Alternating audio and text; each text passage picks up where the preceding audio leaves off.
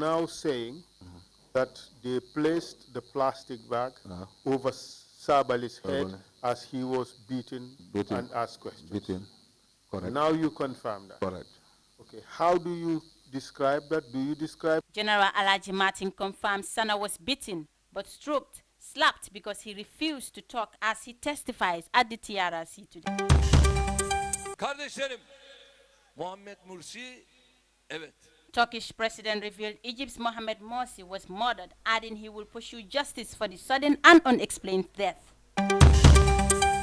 Wholesalers and staff of Banjul Brewery staged a peaceful demonstration to pile pressure on the government to review its excise tax policy. Banjul Brewery is the highest alcohol tax in the world so far.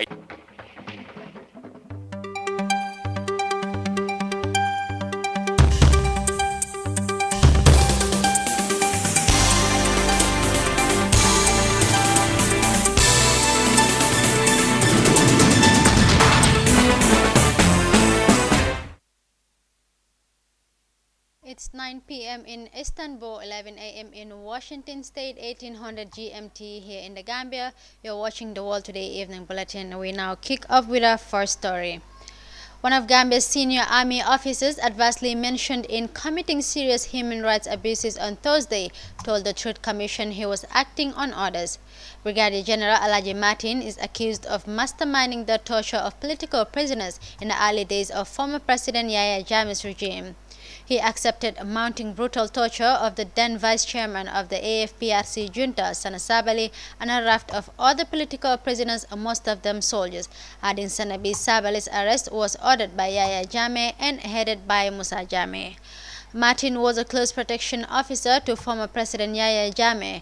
He was also once the commander of the State Guard Battalion. Listen to him in this insert. I could recall. My memory served me well. It was. If my memory could serve me well. But it's a long time. I could not. But if my memory served me well, it was. So you now saying that they placed the plastic bag over Sabali's head as he was beaten and asked questions. Beaten. Correct. Now you confirm that. Correct. Okay. How do you describe that? Do you describe that as beating or you describe that as torture? Torture. So now you accept that Sabali was not only beaten, as you defined it, he was also tortured by use of the plastic bag. Plastic bag. Exactly. And this was done under your supervision? Exactly. Good. So that is now out of the way? Exactly. Yes. So you now accept torturing Sana Sabali, not only beating Sana Sabali, but also torturing him? Yes. Good. So we now leave that.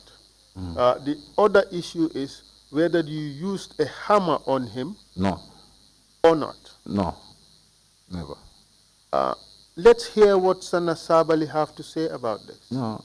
A lot of things have been said by Sana. A lot of things have been said by Sana. But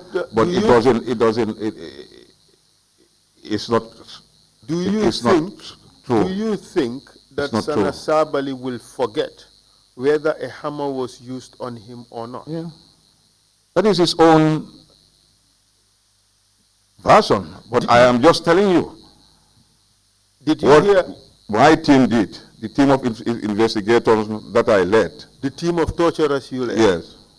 Good. So it's just a question of the degree of seriousness of the torture or the degree of cruelty in the torture.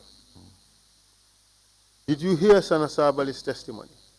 I heard it. Of course. Did you hear him say that Manlafikor wielded a hammer? Sana said a lot of more than that even.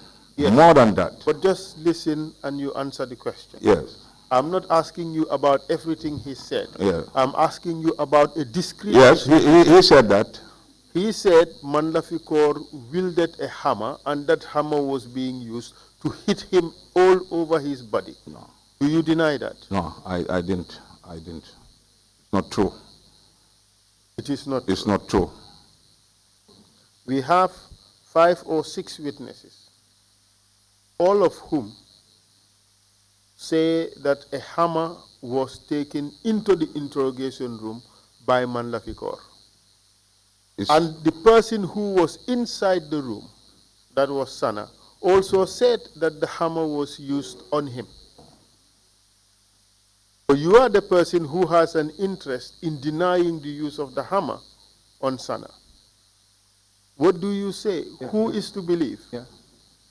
It's not true. With a hammer, we were there with our weapons, not hammer, Council. We carried our weapons, our AK-47s. And those were used on... Yes, yes, that's what we were using. So you didn't use a hammer? No. You used the weapon. AK-47? Exactly. So, all right. Yes. We leave it at that. It suffices that you have accepted that torture. Brigadier General Alaji Martin there testifying at the TRRC hearing today. Turkey's President Recep Tayyip Erdogan revealed that Egypt's only democratically elected President Mohamed Morsi was murdered. Morsi died on Monday after falling unconscious during his trial on espionage charges. Activists and his family have long maintained that he was not receiving treatment for a host of health problems, including diabetes. President Erdogan told his supporters in Istanbul that he will pursue justice for this sudden death and unexplained death. Amadou Kante has more on that. Turkey's President Tayyip Erdogan on Wednesday vowed to try to ensure that the Egyptian government is tried in international courts for the death of former President Mohamed Morsi, who suffered a fatal heart attack in a Cairo court earlier this week. Morsi, a leading member of the Muslim Brotherhood Islamist group, which is now banned in Egypt, died on Monday after collapsing in a Cairo court while on trial on espionage charges. Erdogan told thousands of his supporters in Istanbul that he would raise the issue at the G20 summit in Japan at the end of the month. Kardeşlerim, Muhammed Mursi, evet. My brothers, Mohamed Morsi failed on the courtroom floor for 20 minutes. The authorities did not help him there. We will try to do everything possible for Egypt to be tried in international courts.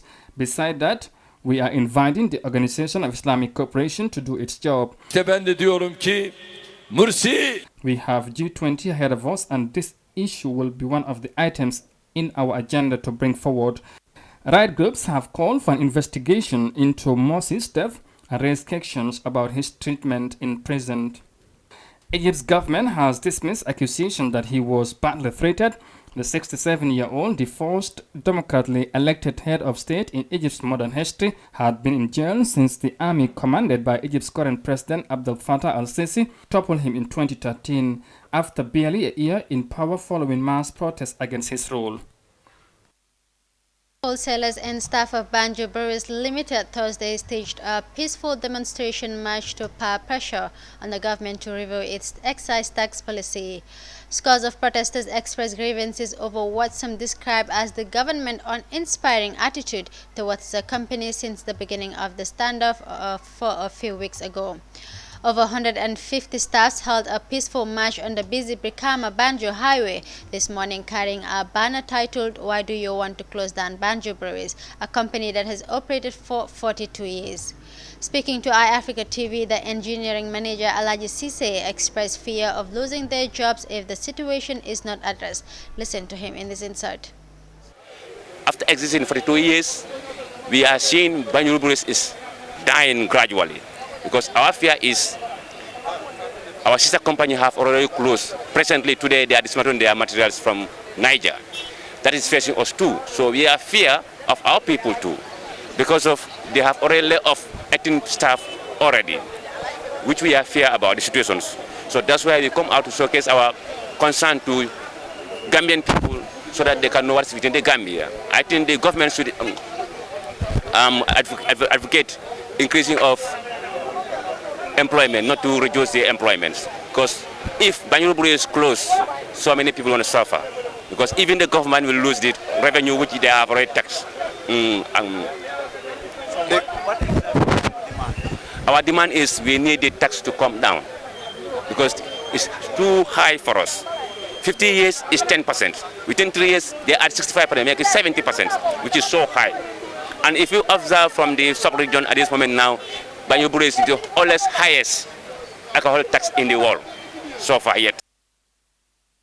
For his part, the Secretary of the Whole and Retail Sellers Association, Osarme Jamamaidu, added that tax increase have affected the entire wholesalers for the reason they joined the peaceful demonstrations before it causes more harm. The whole thing is the beginning of 2019, the government raised the tax from 10% to 75% for Banjo Brewery product, that is the alcohol. So upon that, the company saw that it was not helping because they can produce, but the sales was down. So then they start to make appeal by writing to various departments to know if they can do something. And along the line, they never hear nothing, and we are in the middle of the year. And really, it has affected the sales for we, the wholesalers. We buy the product, but we cannot sell to make anything. So the company is threatening to close down, and actually, this has been the whole thing that has motivated us to move before it's too late.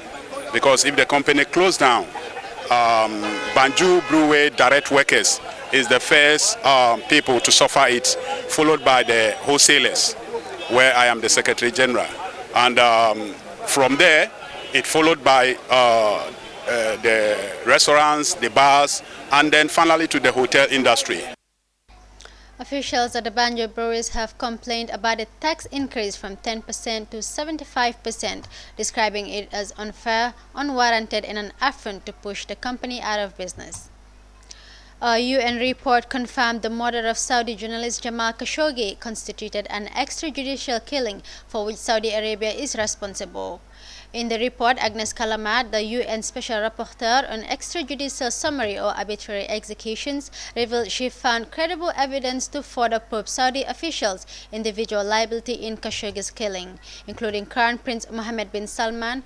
Amadou Kante gives us more on that. Evidence against Saudi Arabia's Crown Prince Mohammed bin Salman and other senior Saudi officials are liable for the murder of journalist Jamal Khashoggi, UN rights investigator Agnes Callamard said on Wednesday.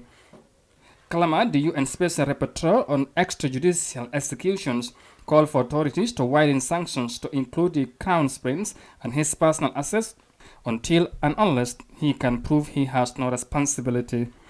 Given the evidence warranting international investigation, criminal investigation into the responsibility of the Crown Prince, it is a logical step for me to be asking for him to be included in the sanctions until and unless there is evidence provided that he was not involved, didn't know, should not have known of the execution. There was no immediate reaction from Riyadh, which was sent the 100-page report in advance, but the kingdom has regularly denied accusations that the prince was involved. Callamard went to Turkey earlier on this year with a team of forensic and legal experts and said she received evidence from Turkey authorities. What needs to be investigated is the extent to which the Crown Prince knew or should have known of what would have happened to Mr. Khashoggi, whether he directly or indirectly incited the killing, whether he acted without due diligence, whether he could have prevented the execution when the mission started and failed to do so. These are the range of issues which I believe a follow-up criminal investigation should focus on, along with the liability of other individuals. Meanwhile, United Nations Secretary General Antonio Guterres believed the killing of Jamal Khashoggi was a horrendous crime, according to a UN spokesperson, Stephen Dujarric. As for the actual killing of Jamal Khashoggi, the Secretary General believes that this was a horrendous crime that shocked people around the world. As for the actual killing of Jamal Khashoggi, the Secretary General believes that this was a horrendous crime that shocked people around the world. Since the first report surfaced, he has clearly condemned it and called for a prompt, thorough, and transparent investigation and accountability for those responsible, with full respect to due process. This remains his position. Saudi author Jamal Khashoggi, a columnist for the Washington Post, was allegedly assassinated and dismembered in the Saudi embassy in Istanbul in October 2018. Khashoggi, a critic of the prince and a Washington Post columnist, was last seen at the Saudi consulate in Istanbul on October 2nd, where he was to receive papers ahead of his wedding. His body was dismembered and removed from the building, the Saudis' prosecutor said, and his remains have not been found. UN expert Agnes Kalamat suggests Saudi Prince Mohammed bin Salman has an involvement in the killing of Jamal Khashoggi.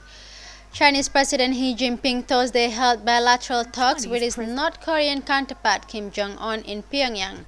According to China's state-run Xinhua News, He, who is also Secretary General of the Central Committee of the Communist Party of China, sat with talks with Kim in Pyongyang. He is on a two-day state visit to North Korea, which is facing sanctions by the UN. This is the first visit by Chinese leader in past 14 years.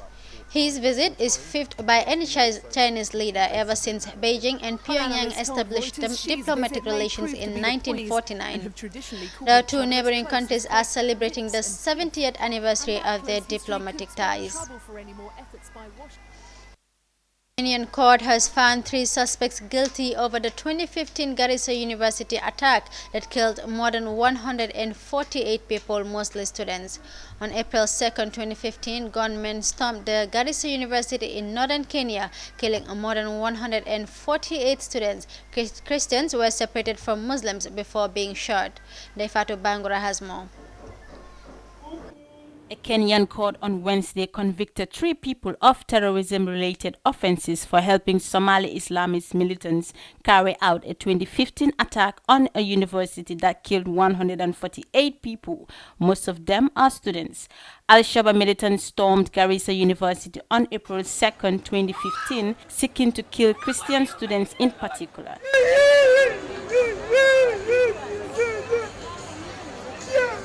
It was the worst such attack in the East African state since Al-Qaeda, to which Al-Shabaab is affiliated, bombed the U.S. embassies in Kenya and Tanzania in 1998, killing 258 people. The court convicted 2 Kenyans and a Tanzanian national. During proceeding, the Chief Magistrate Francis Andayi indicated that the court has established its case beyond reasonable doubt against the trio, noting that no details were immediately available on how the 3 assisted the militants. Magistrate Andayi went on ordering the defendants Rashid Beresero, a Tanzanian, and Hassan Aden Hassan and Mohammed Ali Abdika to be remanded in custody until July 3rd, when they will be sentenced. The 4th defendant, Sahal Diwiya Hussein, was acquitted of all charges for lack of evidence. The 3rd accused person is acquitted of all the counts under Section 215 of the Criminal Procedure Code. Al-Shabaab has carried out frequent attacks in Kenya to press it to pull its troops out of the African Union peacekeeping force in neighboring Somalia. Reporting for iAfrica News, I am Defatu Bangura. After the break, more than 70 million people were forced to flee their homes last year because of wars, conflicts, and persecutions, according to a new report by the United Nations.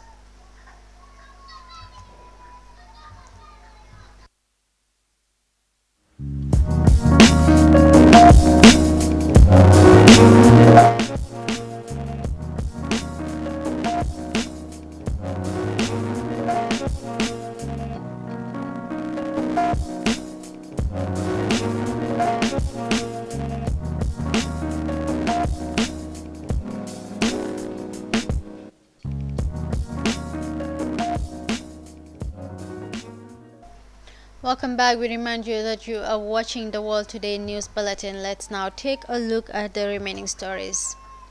More than 70 million people were forced to flee their homes last year because of wars, conflicts, and persecutions, according to a new report by the United Nations.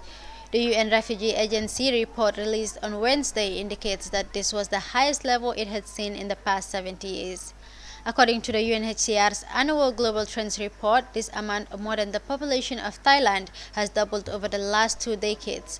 The number is divided into 3 main groups, namely refugees, asylum seekers, and internally displaced people.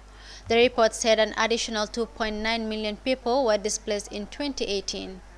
forced to flee their countries because of conflict, war, or persecution. The number of refugees reached 25.9 million around the world in 2018. Asylum seekers classified as most outside their country of origin and receiving international protection hit 3.5 million people worldwide. The third and most populous group, internal displaced, numbered at more than half of all displaced at 41.3 million, and encapsulated people who uprooted from their homes to other areas within their own country. Secretary General Antonio Guterres expressed his deep concern about the escalation of the fighting in Idlib, Syria. The UN chief appealed in particular to Astana guarantors and to the Russian Federation and Turkey, especially as the signatories of the September 2018 Memorandum of Understanding on Idlib, to stabilize the situation without delay. I am deeply concerned about the escalation of the fighting in Idlib, and the situation is especially dangerous given the involvement of an increased number of actors. Yet again, civilians are paying a horrific price. And let me underscore that even in the fight against terrorism, there needs to be full compliance with international human rights and humanitarian law. I appeal in particular to the Astana guarantors and to the Russian Federation and Turkey especially, as the signatories of the September 2018 Memorandum of Understanding on Idlib, to stabilize the situation without delay. As I have said repeatedly, there is no military solution to the Syrian crisis. It was clear at the start, and it remains clear more than 8 years later, that the solution must be political. Very much. Thank you. Bye-bye. Gambian national women's Scorpions were held to a 1-1 draw again by visiting Guinea-Bissau female national team in their second friendly match at the Independence Stadium. Agostino Indi put Bissau ahead with a clinical finish in the 17 minutes, but it took only 5 minutes for the Scorpions to restore parity courtesy of prolific striker Adama Tamba's super penalty kick. Amadou Kante has more. The Gambia national women team yesterday held another 1-1 draw against their counterpart from Guinea-Bissau in their second international friendly match played at the Independence Stadium in Bakau. Following their 1-1 draw on Sunday, both teams were hoping for the victory in their Tuesday encounter, but after an intense battle and entertaining encounter, the game ended 1-1 at regulation time. The Gambian team had to come from behind to level matters after Agostino Indi put Bissau ahead with a clinical finish in the 17 minutes, but it took only 5 minutes for the Scorpions to restore parity, courtesy of prolific striker Adama Tamba's super penalty strike after she had missed 2 glorious chances in the opening stages of the game. And simple it. Yes. Sea levels parity. After the interval, both teams came back with more determination and urgency as they created some good opportunities, but they couldn't capitalize despite both sides introduced fresh legs as they continued searching for the goal, but to no avail. Speaking to journalists shortly after the game, the head coach of the female national team, Mariama Bomsow, thanked her girls for their performances, saying, I would like to congratulate the girls once again. As we witnessed the 90 minutes of the game, the girls would have contained Bissau since in the first 45 minutes, but unfortunately it could not materialize. What are some of the positive things that you've taken from the game? Yeah, actually this is football, especially women's football. What we expect, and sometimes things turn in other way around. Actually, they would have capitalized on their chances because, as we all witnessed, we got 9 chances, 9 clear chances, but we could not able to materialize. We were able to score only 1 goal. So, as you can see, the last game compared to this other game, people have seen different. So it's the same thing when we go back. When we appealing to the FA to make sure that we continue train, and I think with the help of the Almighty God, that will happen, inshallah, and people will definitely they will see changes in our upcoming friendly international. For her part, the assistant coach of Guinea-Bissau, Dulce Neves Graces, expressed delight with her side display. Parte como país vizinho, irmão, então fala como obrigado. Very happy for the invitation of the Gambia Football Federation for Guinea-Bissau to come to the Gambia to play with them. And what he is saying that it will help both teams in competition. And they are also very happy with the Federation of the Gambia because they are ready for competition, and this year they are ready to be in competition, to do everything. And they are saying thank you to the Gambia, thank you to the Federation. Meanwhile, in the 2019 Gambia Football Federation FF Cup competition, Real de Banjo beat PSV Wellingara by 2-0 at the first leg of the second semi-final played at the Independence Stadium. Babu Sham and Abdoulaye Ba were the heroes of the night after giving clear victory to the City Boys yesterday. Real de Banjo is the most successful club in the Gambia FF Cup competition since the inception of the tournament in 1969. Brazil will face France or Germany after qualifying for the knockout stages of the Women's World Cup with victory over Italy. Marta's second-half penalty secured her team a 1-0 win and ensures they finish as one of the best third-place sides. In scoring her 17th World Cup goal, Marta moved above Germany's Miroslav Klose to become the outright top scorer in both the men's and women's game. Despite the defeat, Italy topped the group on goal difference ahead of Australia and Brazil. All three qualify for the last 16. Amadou Kante. Six-time World Player of the Year, Martha scored a record 17 World Cup Finals goals to clinch Brazil's place in the last 16s with a 1-0 win over Italy, who topped Group C on goal difference. Makes it 1-0.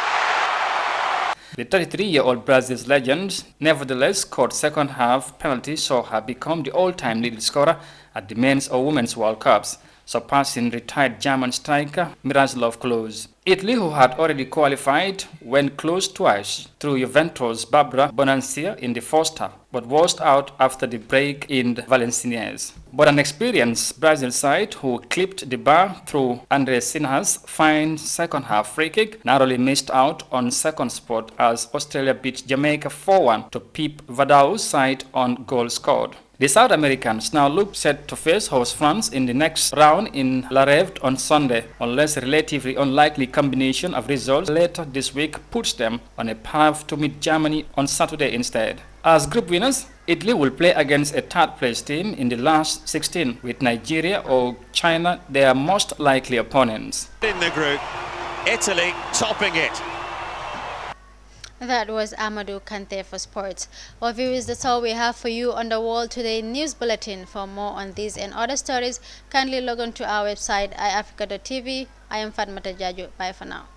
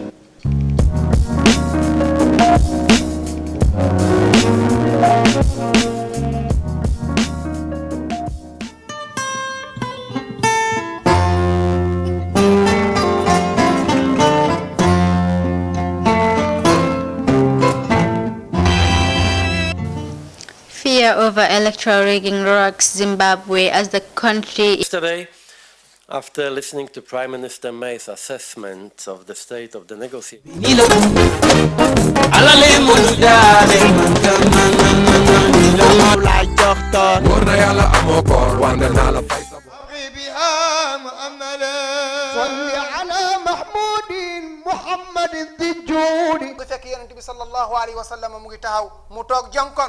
Why it is our diocesan patron feast day is because the Cathedral of Our Lady of the Assumption is dedicated.